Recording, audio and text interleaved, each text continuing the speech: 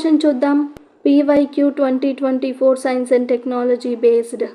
Recently, the term pumped storage hydropower is actually and appropriately discussed in context of which of the following? రీసెంట్గా మనం చూసిన pumped storage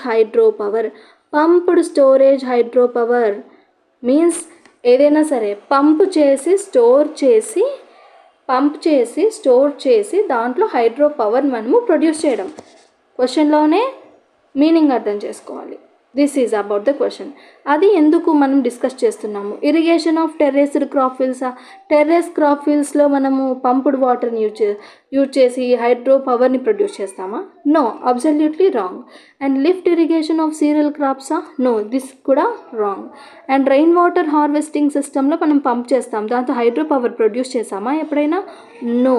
మరి దేంతో అంటే long duration energy